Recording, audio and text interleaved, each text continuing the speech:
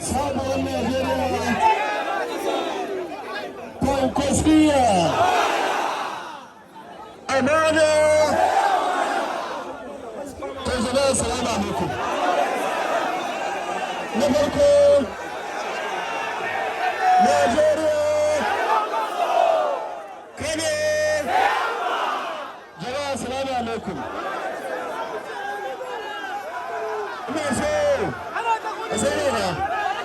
Ina son gode muku gabaki daya kuma ce da ku barka da sallah. Muna addu'a Allah ya maimaita mana. A nan nake son in gode wa dukkanin matasa. Na son gode wa duka mawallafanmu yau da suka yi mana waƙoƙi na musamman domin taya mu murna da wannan babban sallah. Muna addu'a Allah ya maimaita mana. Kuma na san in gode muku matasa domin zuwa da kuka yi wannan gida domin ku taya mu barka da sallah. A irin wannan dama nake son shawo ku da kar ku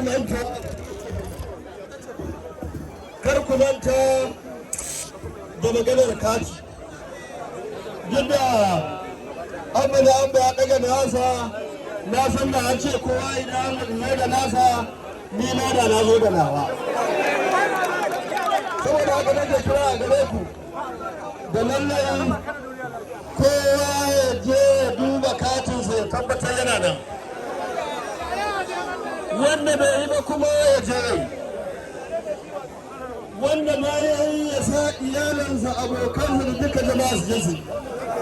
Kuna ganin da abubuwan da suke faruwa a ƙasar nan, wasu guraren ma ba za ka je ba, dole sai da kati.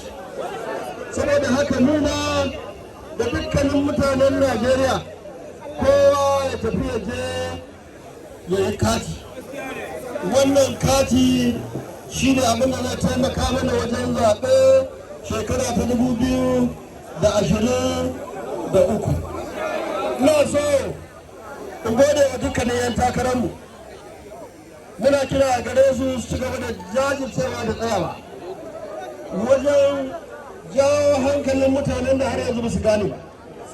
Akwai wasu mutane suna da wuyar ganewa, wasu kuma son zuciyarsu da yawa, tun da har a halin yanzu ba su gane waɗancan hanyoyi guda biyu sun toshe ba.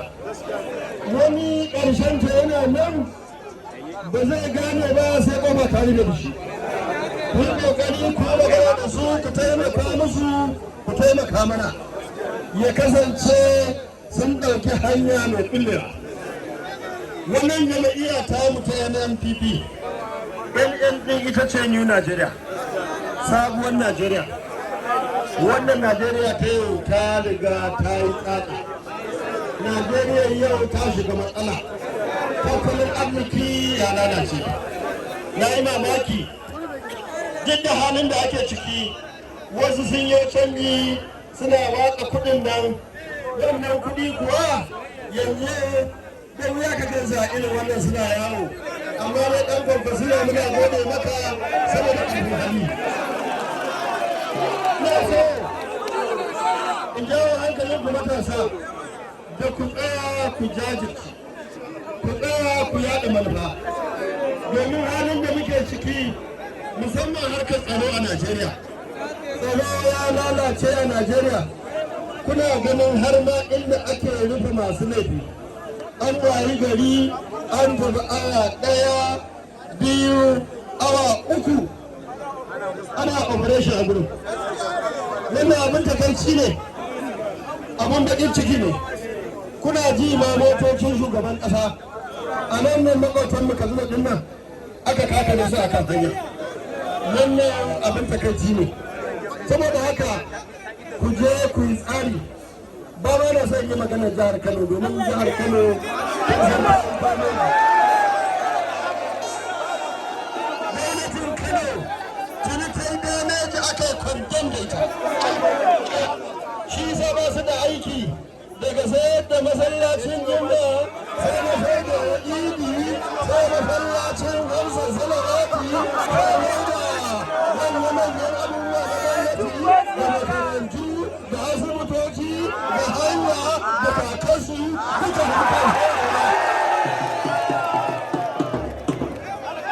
wannan abin takanci ne. Saboda haka ku je ku tsaya matasa.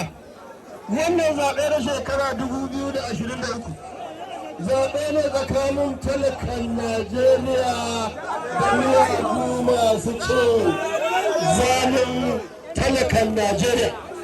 Sun haɗa da kayansu da kayan al'ummar Najeriya da na Kano da na ko'ina sun halatta wa kansu muna gani suna ɗiba. Amma mun san akwai ranar ƙin dillanci. Ranar ƙin dillancin na ita ce ranar 25 ga watan biyu shekara ta 2020.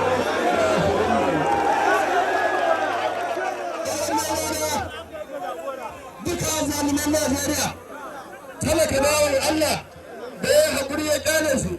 An hana shi cin abinci ya yi shiru, an hana shi tura yayansa makaranta ya yi shiru, matan da za su je asibiti ba an sai da asibitin. Duka ya zaune wannan talakan ka ci gaba da haƙuri. Amma ranar fushinka guda ɗaya ce, ka tattara su da ƙariyarsu ga baki ɗaya ka ɗaga su sama ranar NNPP. A wannan rana nan ce ranar hisabi tsakanin azzalumai masu ɗiban kayan jama'a da masu kayan.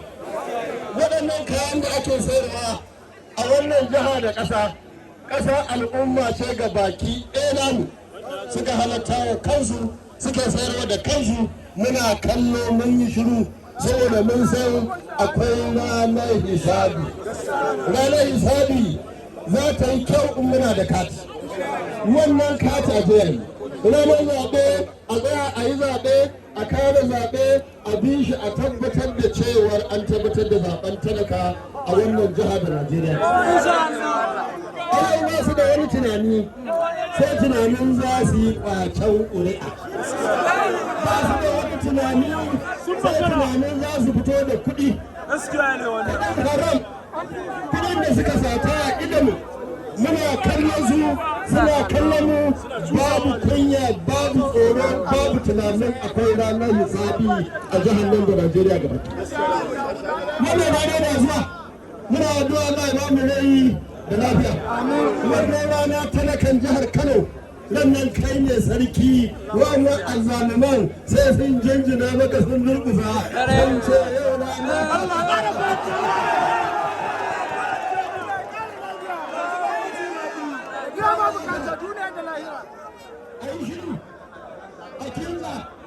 Ai abin da ya dace a jawo hankalin wanda suke dari a halin yau domin da a ƙasar nan ko mai kake da shi kana cikin tashin hankali. Inda za a tare shi motocin shugaban ƙasa wanda wata ce za ta rufe ba. Inda za a je a fasa kuje birnin wani yana da za a yi zuwa. Muna fatan matasa ku tsaya ku dace. Muna sana harkar ilimi a jihar Kano. Makarantun an san waɗansu da yawa daga makarantun sakandare ba ma magana muke yanzu ta jam da waye yara suna nan sun ci jaraba suna gida ko yan waye kuma suna tsina suna nuna rashin jin daɗin su da abin da ake a jihar Kano da abin da ake ma a ƙasar nan baki. Burin mu shine wannan aiki ta neko aiki ta waye da sauran masu jaraba wannan za mu zaunar da su in Allah da babu wani talaka a Najeriya da zai bar ɗansa a gida ko ɗansa domin ba shi da kuɗin rigima.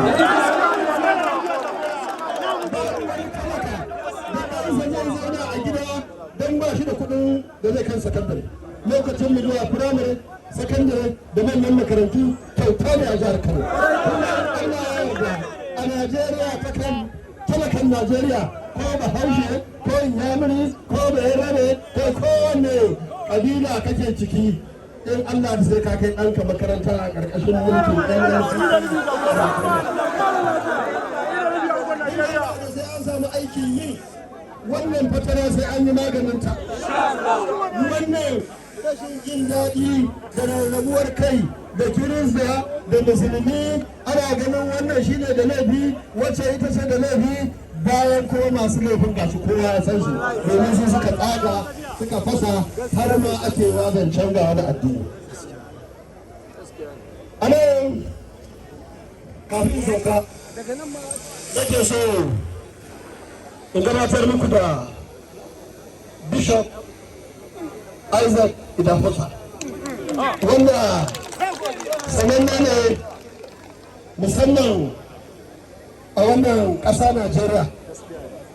Shi mutumin Edo ne amma kuma yana zaune a Lagos, yana da majami'u da yawa a ƙasar nan, kuma mutum ne wanda ya ji yare da yawa a ƙasar nan, har ma ƙasashen yanzu da zai muku Chinese duk cikin kuma da zai muku Chinese da kowa idan sa sai ya koma ciki kuma da tunanin cewa kuma kun zama Chinese. Su ne waɗanda suke ƙoƙarin haɗa kai Najeriya musulmi da Kirista a zauna lafiya. Ya kasance ƙabilu na kudu da arewa da dukkanin al'umma a samu zaman lafiya, kowa ya samu walwala, kowa ya samu aikin yi, kowa ya samu rayuwa mai kyau a wannan ƙasa. A nan nake gode muku matasa, nake gode wa duka al'umma da kuka zo nan da ma waɗanda suka so su zo da su zo ba, muna gode musu kwarai da gaske. A nan nake son in kirawo shi Bishop Isaac Idahosa don yare za ka yi magana da Hausa.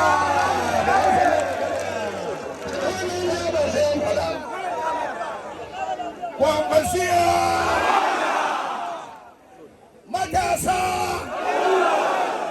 NNPP Nigeria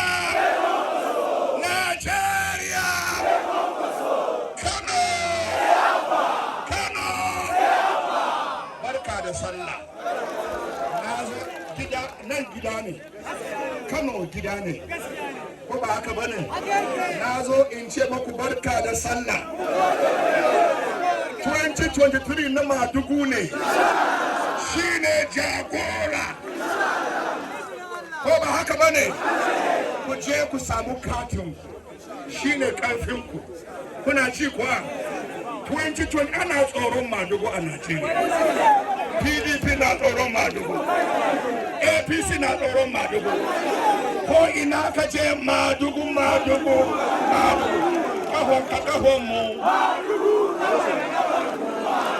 Ban ji ka sosai ta ƙasar za ka kai da ƙwarya, kahon ka kahon mu.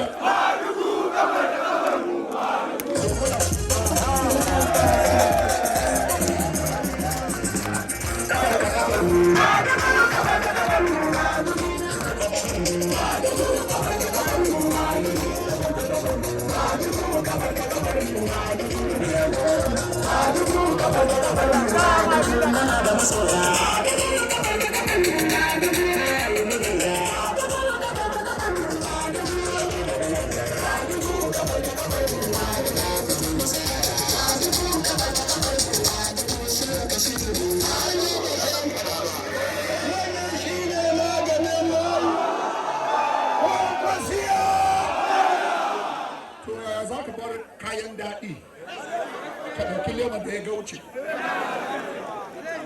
ya za ka bar kayan marmari ka je ka ce kana da ɗan tsintsiya, wato kana zama a cikin datti kenan. Shi ƙarfin shi ne mu talakawa, muna da bege, muna da yadda da shi kwarai. Duka Kirista suna da ɗan shi, suka ce dan Madugu da to za mu yi casting vote din mu. Abin da muke so mu yi mashi, mu ci gaba muna mashi addu'a. Dogon rai, Allah ya ba shi dogon rai. Kuna ji kuwa? Barka da sallah.